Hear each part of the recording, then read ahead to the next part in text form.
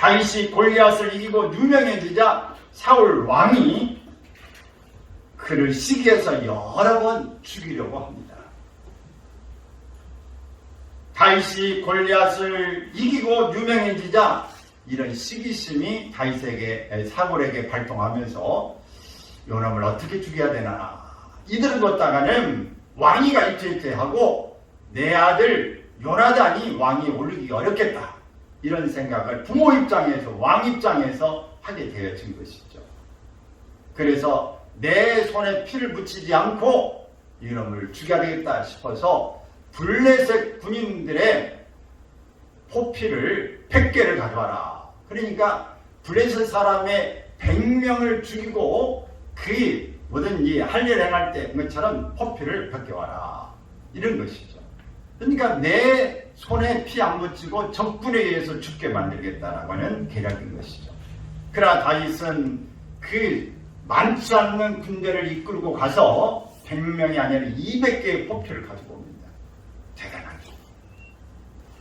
이렇게 죽지 않고 뜻을 이루지 못하니까 다윗은 살기도 합니다. 그러나 그를 여전히 죽이려고 쫓아다닙니다. 그래서 다윗은 사울에게 죽을 고비를 여러 번 겪습니다. 굴속에도 가고 산속에도 가고 그를 따르는 400명과 함께 많은 이런 고난을 가지다가 결국은 이 사울의 손에 이르다가는 피하다가는 언젠가는 죽겠다 싶어서 외국 나라에 이민을 떠나게 되어지는 망명생활을 하게 되는 일을 갖게 되기도 합니다. 이렇게 다윗은 생명의 위협 속에 살았던 사망의 음침한 골짜기를 걷는 삶이었다라고 하는 겁니다.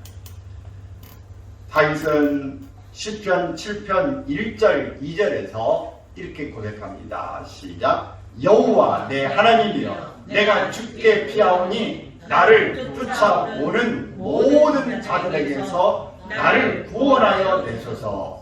건져낼 자가 없으면 그들이 사자같이 나를 찍고 뜯을까 하나이다. 다윗의 마음을 토로하고 있습니다. 이제 본문의 말씀을 묵상하면서 우리가 은혜의 시간이 되어지기를 바랍니다. 먼저 하나님과 동행해서 이 다윗은 두려움을 이겨냈습니다.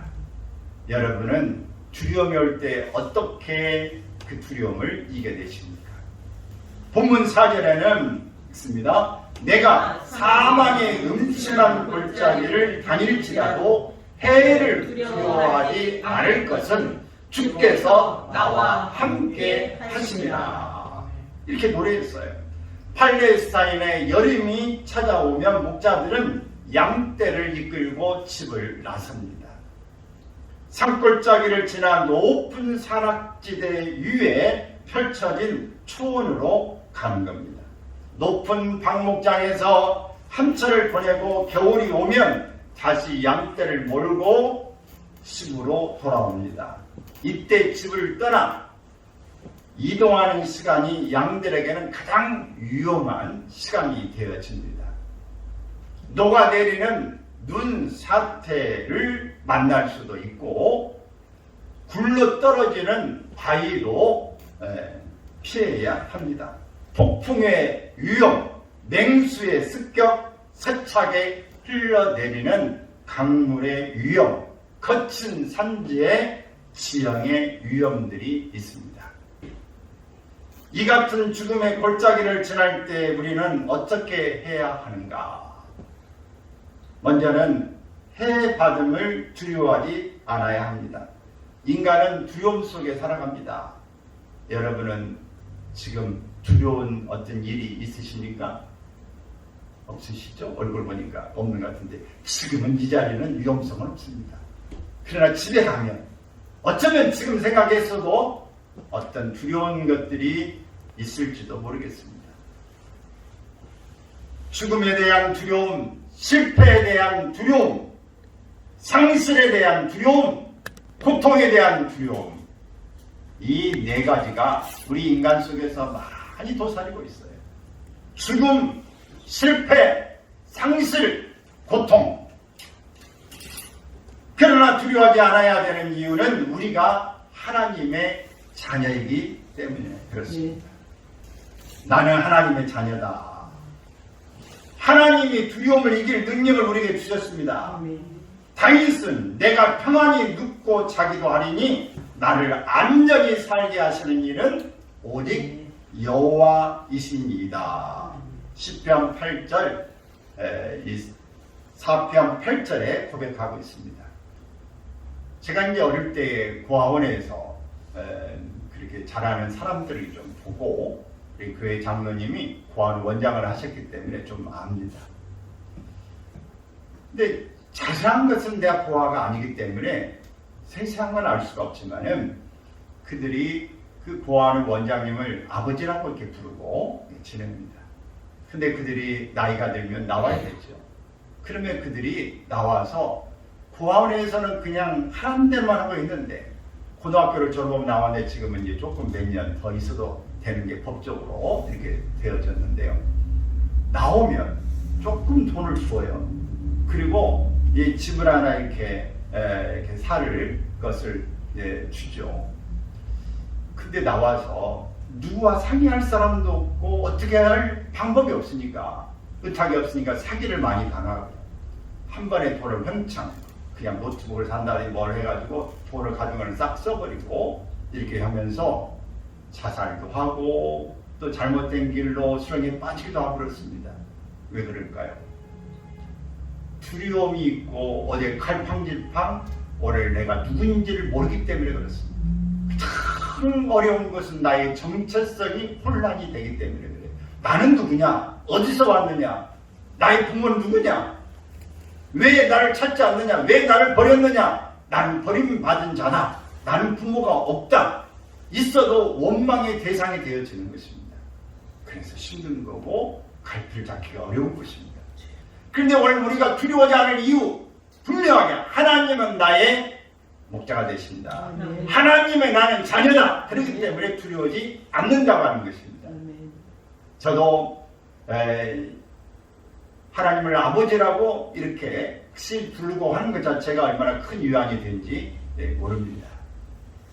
아버지에 대한 이 개념이 기억이 전혀 없는 그런 모습이기 때문에 아버지에 대한 존재가 없는 것이죠. 당연히 하나님 아버지라고 하는 이 생각이 큰 위안이 되어지는 것입니다. 평안히 눕고 자기도 하리니 나를 안전하게 살게 하신 일은 오직 하나님이시다. 올 여름 이 두려움이 올 때 나는 하나님의 아들이다. 딸이다.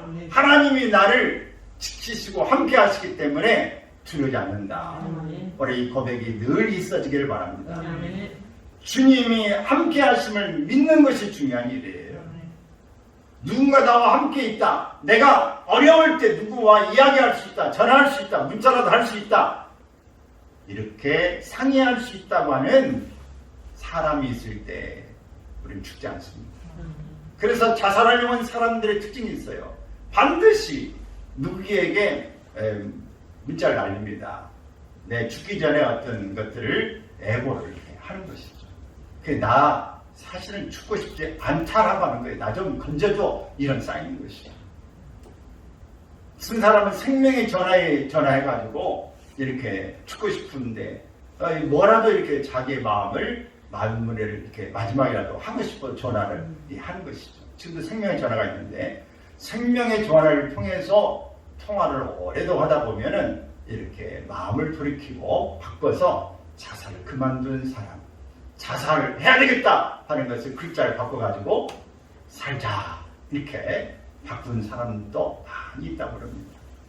여러분 주님 우리와 함께 하심을 믿기 바랍니다.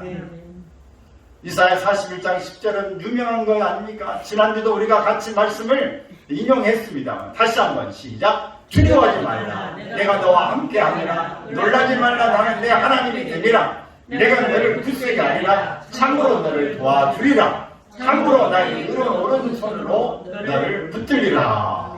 아멘. 하나님이 다니엘과 함께 하실 때에 사자굴이 천사굴이 되어지는 것입니다.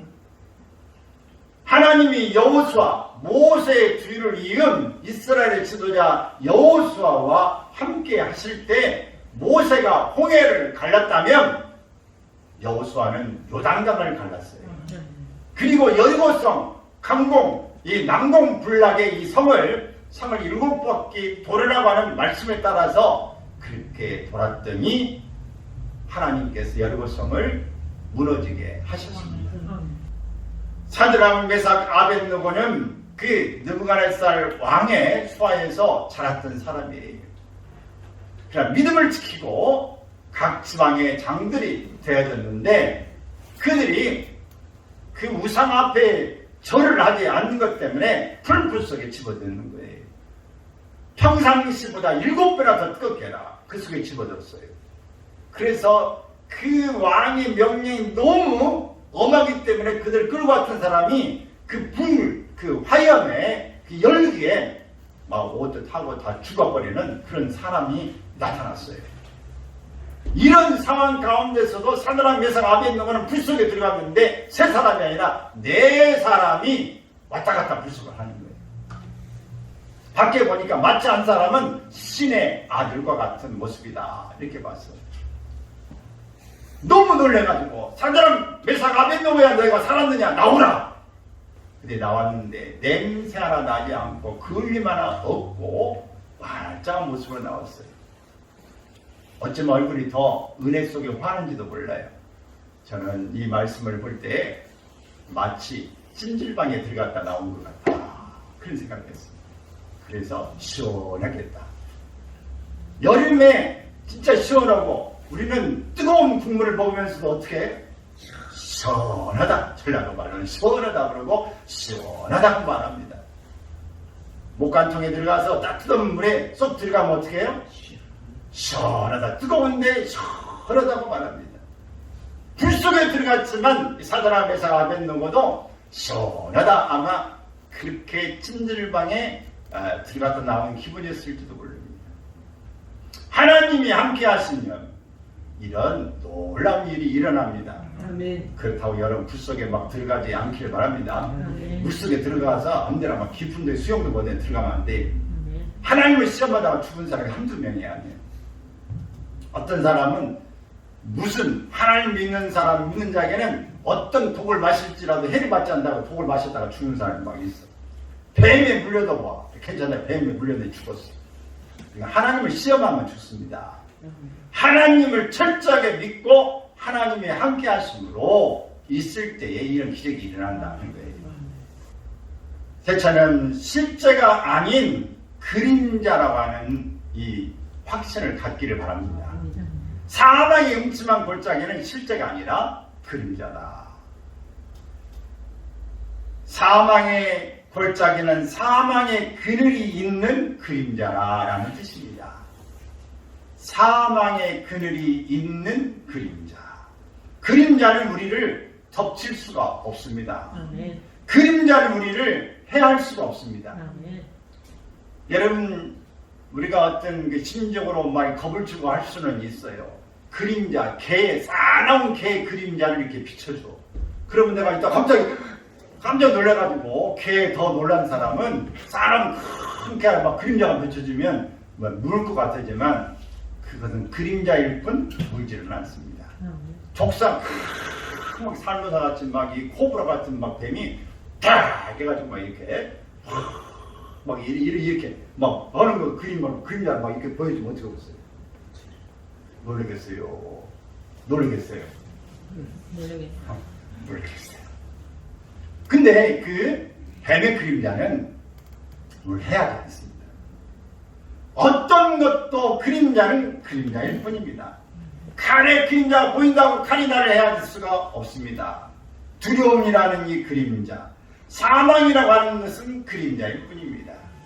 고난이 있지만 그것은 그림자입니다. 그 고난의 그림자 위에 찬란하게 빛나는 하나님의 영광이 존재하고 있다는 사실을 기억하십시오. 우리가 어떤 일이든요 생각 속에서 사로잡히면 그것이 우리를 완전히 사로잡아서 꼼짝달싹 못하게 만듭니다. 우리 운동회 속에 파고 들어가면 운동에서 빠져나오지 못하는 것이고, 수렁 속에 집어넣으면 수렁에서 빠져나오지 못하는 것이고, 우리가 주변에 나를 잡으러 온다 밖에 사람들이 기다리고 있다고 하면 꼼짝 못하고 밖에 못 나갑니다. 이런 사람은 지금 실제가 아닌 허상의 그림자의 허상에 내몰려 있는 것입니다. 그러므로 여러분, 그림자에 겁내지 않기를 바랍니다. 그림자는 그림자일 뿐이다. 초대교회 교부였던 크리스토는 수많은 핍박 속에 이렇게 고백했습니다. 시작. 저는 예수 그리스도 때문에 고난의 길을 떠나게 되었습니다. 나는 사망의 음침한 골짜기를 지난다 해도 겁나지 않습니다. 나는 죽인다 해도 두렵지 않습니다. 예수 그리스도가 나의 생명이 되시기 때문입니다. 내가 사는 이 땅에서 쫓아낸들 두렵지 않습니다. 이 세상 어느 곳이든 하나님이 계신 곳이 나의 거처이기 때문입니다. 나의 소유를 다 빼앗아간다 해도 두렵지 않습니다. 내가 세상에 아무것도 가지고 온 것이 없고 아무것도 가져가지 못하기 때문입니다. 지금 나의 모든 소유는 예수 그리스도이기 때문입니다. 아멘. 이런 사람은 세상이 감당치 못한다고 이야기했어요. 죽음을 초월한 사람, 진짜 그리스도인은 어떤 것과 비교급이 없습니다. 나는 절대 하나님, 절대 신앙을 가진 사람은 비교급이 없어요. 그리고 이 사람은 어떻게 해볼 수가 없어요. 그래서 이 사람을 가르쳐서 세상이 감당치 못할 사람이에요. 여러분, 오늘 하나님을 이렇게 한번 좀 믿어보시지 않으시겠습니까? 아멘. 세상과 맞짱 뜨고 어떤 상황에서도 겁내지 않고 죽이려면 죽여라. 하나님이 함께 계신다. 그리고 설령 죽으면 천국 가면 되는 것이고, 이 땅에 내 사명이 다 있다고 생각하면 되는 것입니다. 내가 왜 이 문제 앞에, 사람 앞에 내가 죄 짓는 일에, 위협하는 일에 꿀 일이 뭐 있냐, 당당할 수 있기를 바랍니다. 그러나 깡패 건달이 아무 조건도 없이 생각 없는 사람이 막 죽이려고 그러는데 죽이려면 죽여라! 이러면 안 됩니다. 오늘 우리가 세상을 살 때 비둘기처럼 순결하지만 뱀처럼 지혜로워야 될 필요가 있어요. 또 그때는 또 잘 또 구슬리고 달래서 또 좀 피하고 전도에 오히려 대상이 되고 그런 기회를 삼아야 되지, 맞짱 떴다가는 여기 반창고 부친이라고 난립니다. 우리는 하나님 앞에서 이렇게 당당함을 유지할 수 있기를 바랍니다. 또 우리 하나님이 우리의 위로자이심을 믿기를 바랍니다. 하나님은 우리의 위로자다. 4절의 말씀 시작. 주의 지팡이와 막대기가 나를 안위하시나이다 라고 노력합니다. 목자의 손에는 두 가지의 믿음직한 도구가 있어요. 하나는 양의 대적들을 쫓는 막대기고, 또 하나는 양떼를 이끄는 데 쓰는 지팡이입니다. 목자의 지팡이는 양을 관리하고 보살피는 데 매우 중요한 역할을 합니다. 지팡이의 역할을 좀 더 살펴보면은, 먼저는 지팡이는 양들을 인도하는 데 사용합니다. 지팡이는 목자가 양떼를 인도하고 방향을 제시하는 데 사용합니다. 이렇게 인도하면서 가자고 이렇게 쭉 내미는 것입니다. 팔레스타인은 목장으로 가는 길이 따로 있는 것이 아니라 목자가 지시하는 방향으로 가는 것입니다. 아프리카 밀림에서는 이 길이 따로 있는 게 아니라 그 앞장서러 가는 사람이 내가 가는 게 길입니다. 이런 말이 선교사가 가는데 길을 잃어가지고 몰라서 한 인디언을 만나서 어디로 목적지를 가야 되나, 어디로 갑니까? 막 미러로 막 가는 거 해주고, 어디로 갑니까? 이 길이 없지 않습니까? 내가 가는 것이 길입니다. 오늘 목자도 이 길이 많은 사람이 다니는 게 아니기 때문에 어디가 따로 길이 없어요. 목자가 가리키는 그것이 길이에요. 여러분, 오늘 우리가 세상을 지금까지 살아왔지만 앞으로 살아갈 세상은 우리가 가보지 않는 세상이에요. 아무도 우리에게 지금까지 이러이러한 길이 있다고 알려주는 길이 없어요. 안 가본 길을 가는 겁니다. 미래의 길을 가는데 우리의 마음대로 자신만만하게 갈 수 있는 사람은 이것은 교만한 사람이에요. 지금까지 살아왔지만 이렇게 될 거다 예상치 못한 일이 생길 수 있어요. 그래서 우리가 알지 못하는 길을 갈 때 우리는 누구의 뒤를 따라가야 돼요? 목자의 뒤를 따라가는 것입니다. 목자가 방향을 제시하고 나를 따르라 그러면 그리 가는 거예요. 지팡이의 역할은 또 양들을 모으는 역할을 합니다. 목자는 양들에게 손을 대지 않습니다. 왜 목자가 양에게 손을 대지 않느냐? 양들은 또 좀 요상해요. 이상한 것은 그 사람이 양들의 손을 대서 사람의 냄새가 나면 새끼 양들을 어미가 용납하지 않아요. 거부하기 때문에 새끼 양들을 구부러진 지팡이로 이렇게 끌어서 어미에게 이렇게 옆에다 갖다 준 것입니다. 또 지팡이는 양들을 위험에서 건져줍니다. 양들이 구덩이에 빠지거나 가시 덤불에 갇혀서 움직일 수 없게 되어질 때, 낭떠러지에 걸렸거나 강물에 빠졌을 때 손으로 되지 않지 않습니까? 그럴 때 긴 지팡이로, 지팡이로 이렇게 쭉 해서 걷어 올리는 것이고 꺼내 주는 것입니다. 실종한 양들을 지팡이로 건져 주기도 합니다. 또 이제 막대기 요 정도 50cm. 그러니까 요만큼의 그것이 뭐라? 막대기. 요 막대기가 애를 가지고 이 막대기는 단단하고 또 아주 무거운 곤봉입니다. 여러분들이 그 경찰들이 대모 지나가갈 때 곤봉이 가지고 있지 않습니까? 그게 딱 50cm 아닌지 모르겠어요. 근데 그렇게 딱딱하고 아주 무거운 그런 것들입니다. 다윗은 사울왕 앞에서 이 막대기로 내가 사자와 곰을 때려 죽였고 양들을 구해냈습니다. 이렇게 말하는 이게 바로 막대기입니다. 골리앗과 싸울 때도 다윗은 물매와 막대기를 들고 나갔습니다. 네가 개를 잡는 것처럼 막대기를 들고 나왔느냐? 근데 그때의 이 막대기 1cm 거기다가 이렇게 막혀가지고 제구를 내서 이렇게 우리가 옛날 새총 쏘는 거 기억하시면 됩니다. 이것처럼 나가지고 이렇게 탁 던지는 것이죠. 이 막대기의 이 역할을 보면은 전체 양들을 검사하고 숫자를 세는 데 사용합니다. 질병, 또 상처, 몸의 결함을 찾기 위해서 사용합니다. 우리가 이 막대기로 이 양들이나 이렇게 볼 때 털이 덮여져 있기 때문에 뭔가 이렇게 허적허적 해봐야 되지 않습니까? 그럴 때에 질병, 상처, 몸의 결함을 찾기 위해 사용하고 양이 문에서 나올 때에 하나, 둘 이렇게 또 세기도 하는 것입니다.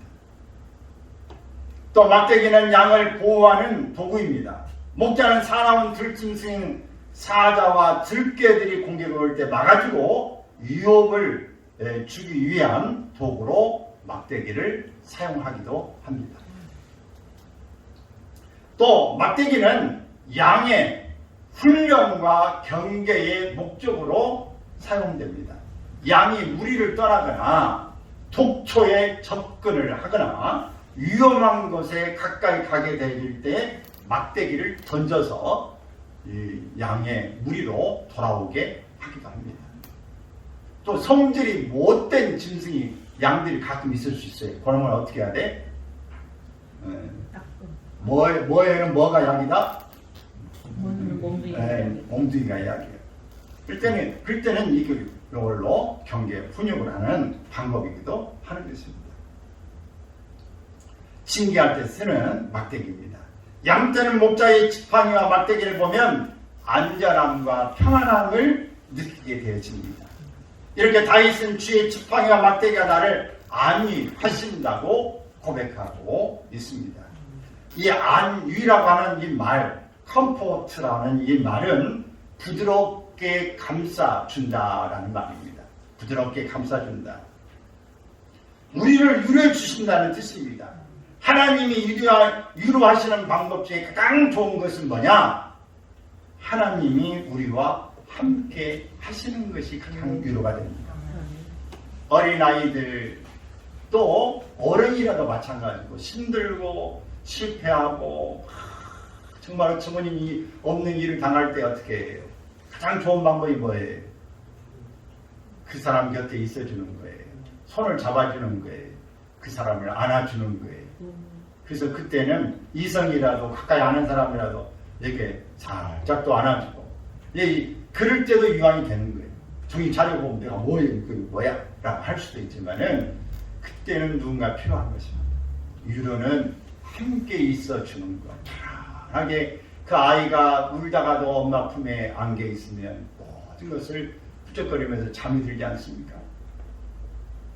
이렇게 가장 우리의 안위를 주시는 일은 바로 하나님이 우리와 함께 하시는 일이 되어집니다.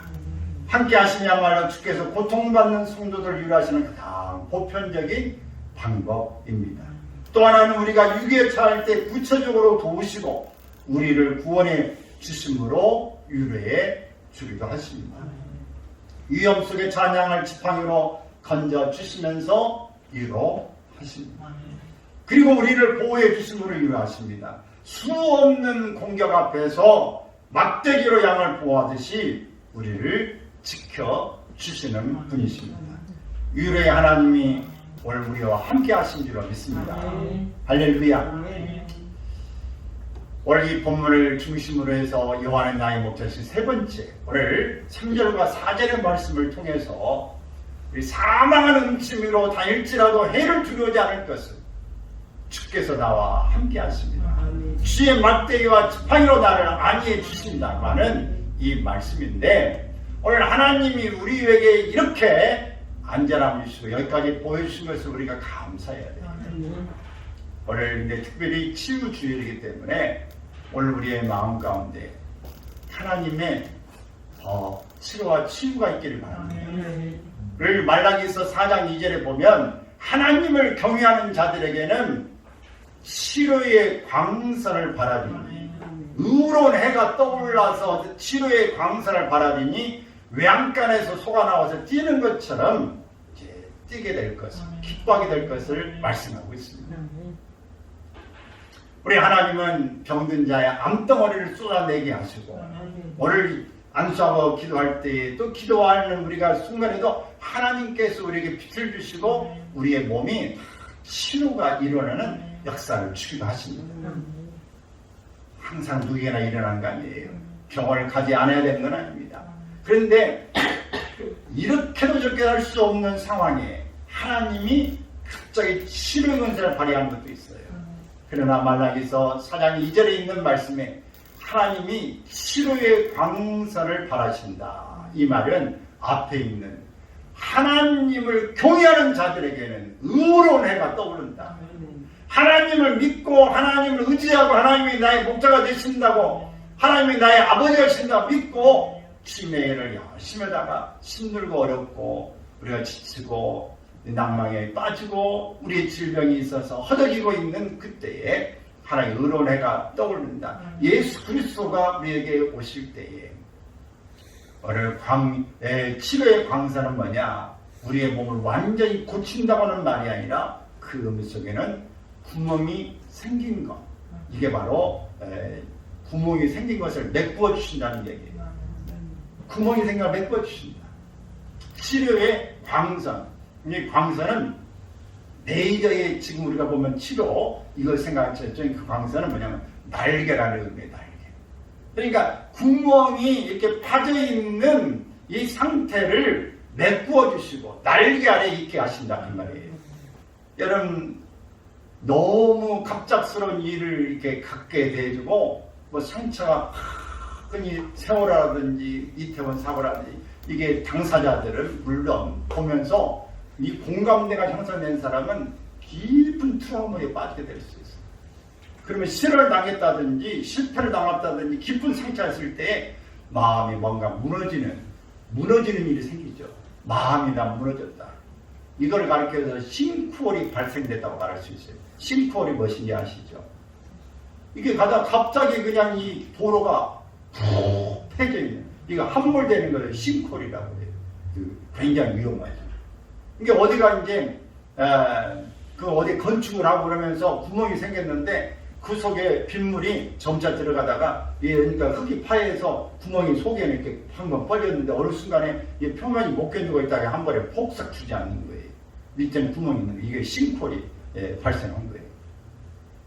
여러분, 우리가 속에 지금 다 들어가고 속에 상처가 있어서 점점점 구멍이 파지기 시작하는데 그가 밖으로는 표출되지 않아서 어느 순간에 그냥 한 번에 무너져 버리는 거예요.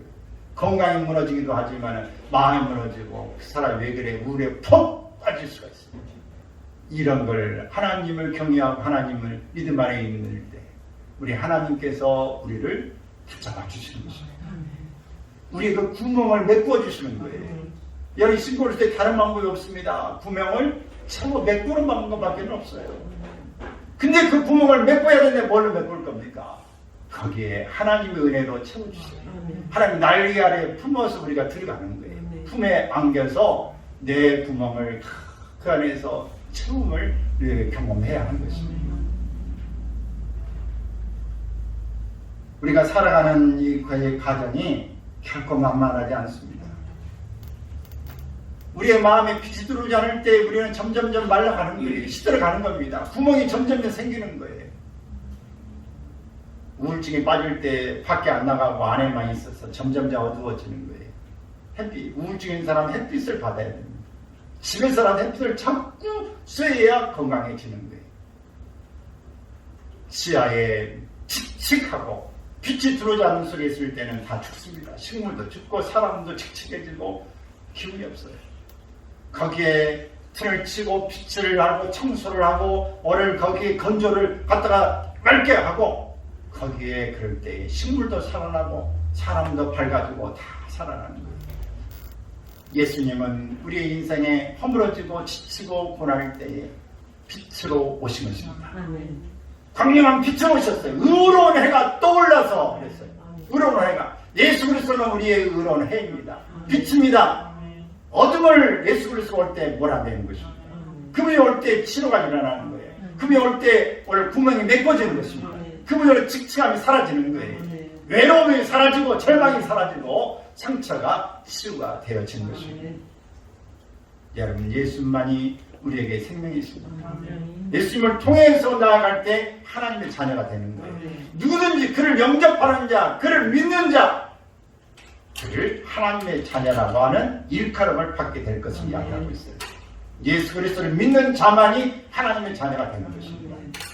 그러므로 그분이 오셔야 빛이 들어오고 하나님의 자녀가 되어져야 하나님 보호 가운데 있게 되는 거예요. 오늘 이런 역사가 일어나길 바랍니다. 그래서 목자 되신 예수 그리스도께서 나를 인도하시는 대로 나는 어디든지 가겠습니다. 내가 유치원에 가도 그분이 나를 이 지팡이로 끌어올리시고 내가 혹 잘못 가면은 이 막대기로 나를 쳐서라도 징계해서라도 나를 돌아오게 하신다. 그래서 하나님은 나를 어떻게 하시든지 사랑하시는 증거다. 어릴 때일수록 자녀가 잘못할 때 사랑하기 때문에 내도 될 수 있고 혼도 내고 하지 말라고도 이야기하고 하는 것입니다. 그럼 여러분, 오늘 우리에게 경계의 목적으로 징계하는 일도 감사히 받기를 바랍니다. 하나님이 나를 살리시는구나, 나를 사랑하시는구나, 그런 마음을 갖기를 주의 이름으로 축원합니다.